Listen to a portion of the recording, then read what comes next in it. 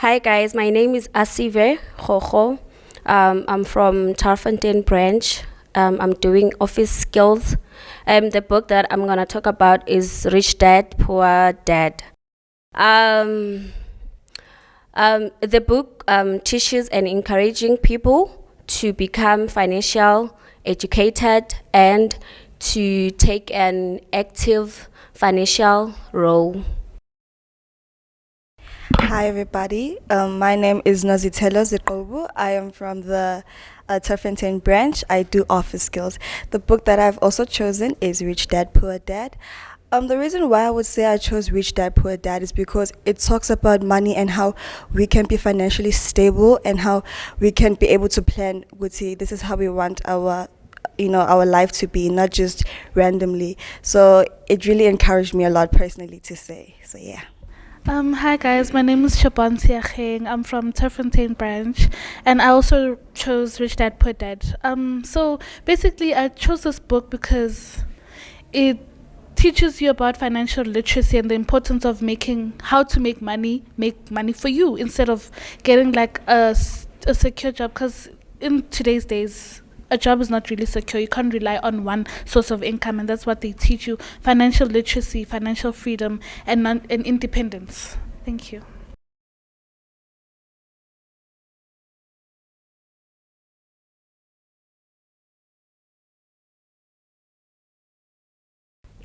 The writer highlighted that it doesn't matter how much the money that you have, but if you can't spend it, you can still be poor. And also, the cent that you make every day, choose to be rich, always choose to be rich, and also invest in your future.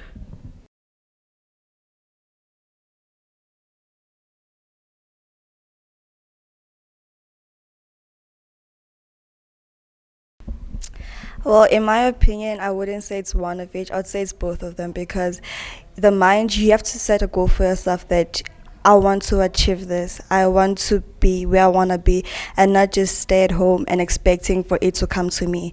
And also for it being there, I need to work hard, wake up every day, set myself a goal with it today, Nozi. This is what I want to achieve. And if I get money, I'm going to save this, invest this for the future because as we can see, the economy is going down really bad and we cannot just sit there expecting things to be given to us. That's not how it works. We got to meet each other halfway. That's my opinion. Yeah.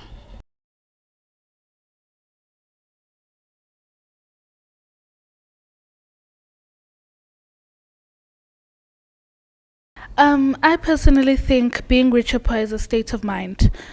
Robert Kiyosaki said in the book that the poor dad, his biological father, always used to say, "I'll never be rich. I won't be rich. I don't care about money," and he never was.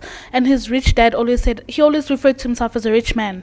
That's a lot of motivational speakers and our big people actually speak about your mind needs to be in order because thoughts triggers action. So you need to be in a state of being where you are wealthy in your head. You already see the future that you already moneyed, you're already wealthy, financial freedom, like it's nothing to you. So I personally think it is a state of mind. Your mind needs to be in a clear space for you to be able to work towards a better future. Thank you.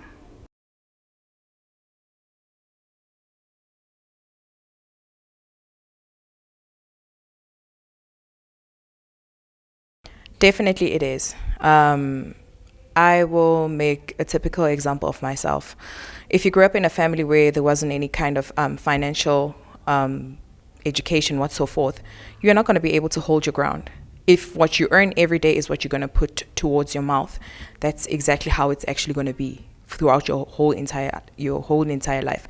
So it's practically up to you to take the opportunity to seize the most when it comes to saving and investing in good what can I say, like buying assets. Assets not just as living in a house or a car, because those things eventually they do depreciate. It could be according to the area that you're in. It could be according to the car that you're driving, the model. So for me, being rich and poor is definitely a state of mind. So we can definitely control it according to how we learn. Yeah.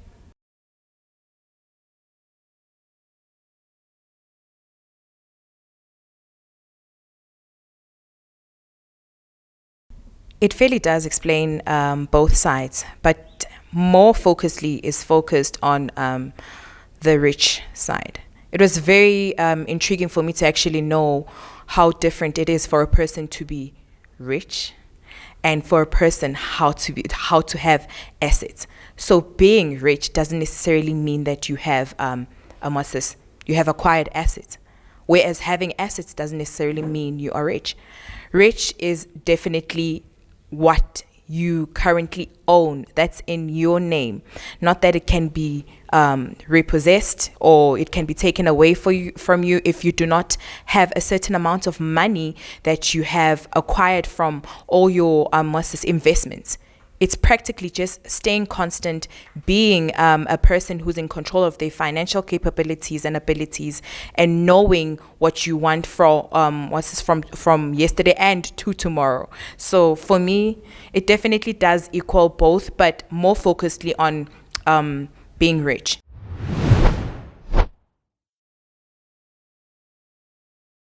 Hi guys, my name is Gamva Mhlana. Thank you very much for your very interesting talk. I've learned a lot from you guys. The question that I have based on the talk and based on the book you guys chose, would you guys say that being rich or coming from being poor to being rich is a one size fits all? Like you said, it's a mindset. So would you say that in any sort of circumstances you are able to become rich? Is it a one size fits all? Is it the same thing across the board? Yes, I do think it's a one size fits all, because you can come from a disprivileged background and still, if you work hard enough, you could become rich. And as well, there's lottery winners. There's instances where people went from being poor to rich to being poor again because they weren't financially literate. It's how you use what you have in order to get to the goal that you want to get to. So anyone can get rich. It's how you do it that's going to get you to the end goal. Hi guys, my name is Kuhle Mhlana. My question is, do you think that it is the message in the book, do you think it's practical for the youth of today? Do you think that because of the way that we're living, we can read the book and live according to what the book says, or how it says you can get rich, and with the whole state of mind and how you should work hard? Do you think it's practical with our youth? Okay, to answer your question, I definitely do think it's very much practical. The only thing between that's standing in between us, the youth today, I could say that we are not exploring more. We've got so many options. We've got so many different kinds of tools to equip us to know what we can do next to further on to develop ourselves.